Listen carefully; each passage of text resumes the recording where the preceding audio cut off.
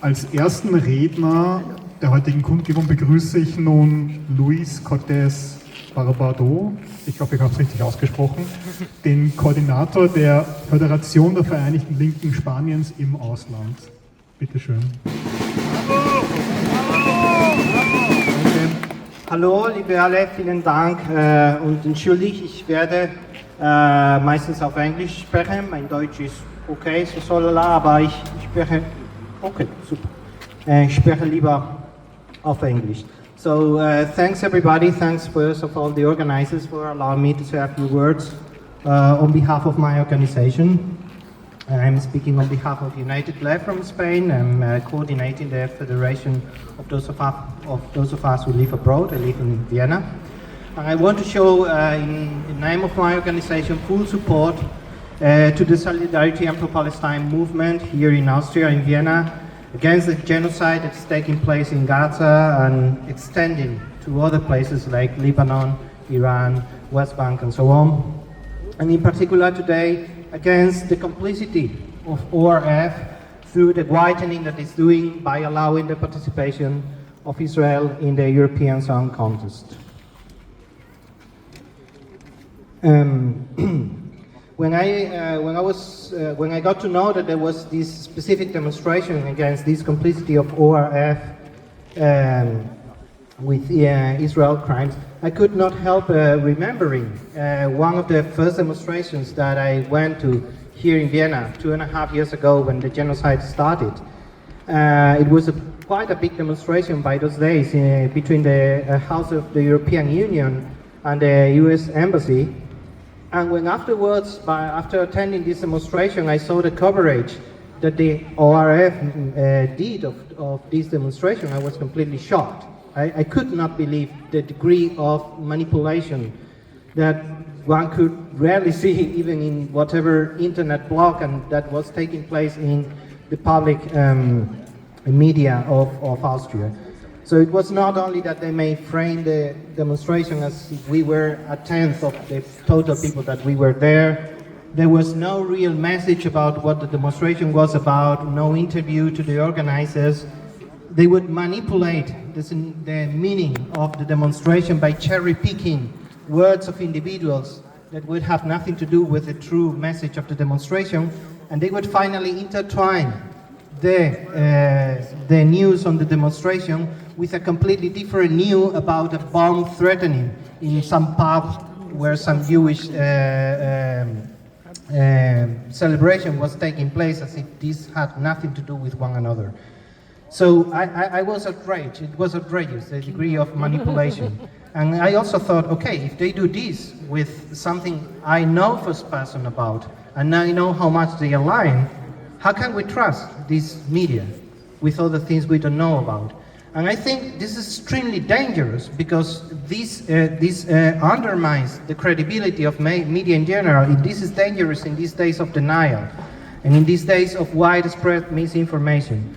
So I wanted here also to show full support for those for the people who here in Austria are struggling to have public media that is independent, that is trustable and rigorous in the information, that does not criminalize social protest, and that stands for human rights and for the constitutional neutrality.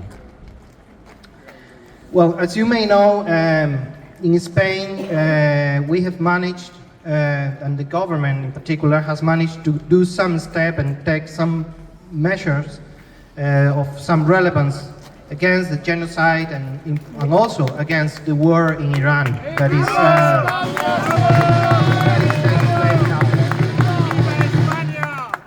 I think we're proud, but let me say something. We are aware that this is not enough.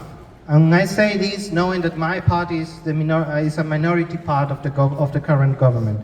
This is not enough, and we keep struggling for a total break of the institutional relationships with Israel and a total break of trade, and especially of military trade. We will keep fighting for doing so. And also I have to say that this is not just a victory of the government, it's mostly a victory of the civil society of Spain that majoritarily condemns the genocide, is with the Palestinian people, regardless of the position with the government, and don't want to be complicit with the genocide. This is a victory of the civil society mostly. And also, it's important that whatever we do in Spain and other countries that are taking some steps in the correct direction, like Ireland or Slovenia, other places in Latin America like Colombia, Mexico, Cuba, that are taking the good position against this genocide. It doesn't matter what we do there if this does not resonate in other parts of the world and in other countries. This is an international struggle. We need all to be together here. So whatever we do in any country, here now in Austria, is for the trouble and is important for international solidarity. Let me finish with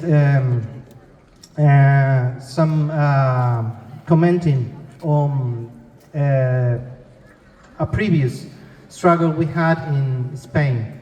On 2003, 23 years ago, there were big demonstrations in Spain against the Iraq war. By that time, our government got into the ground position and took us into that illegal war that only got suffering and destruction and death, both in Iraq and also in Spain. By that time, there were big demonstrations. Afterwards, the nihilists would say, okay, what was it for?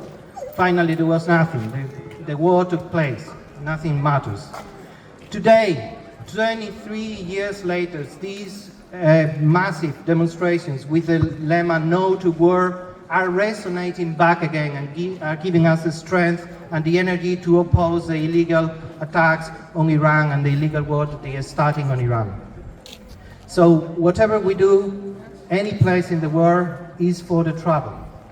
And don't take me wrong, the war in Iran and the genocide in Gaza and the attacks and the war crimes in Lebanon, in the West Bank, should end today, not in 23 years. Any death that keeps going is an avoidable tragedy, and it's a crime.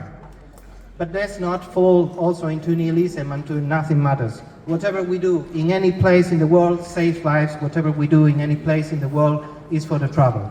So keep struggling. The future is ours, and the future is of the people who want to live free and in peace in their own lands. So free Palestine.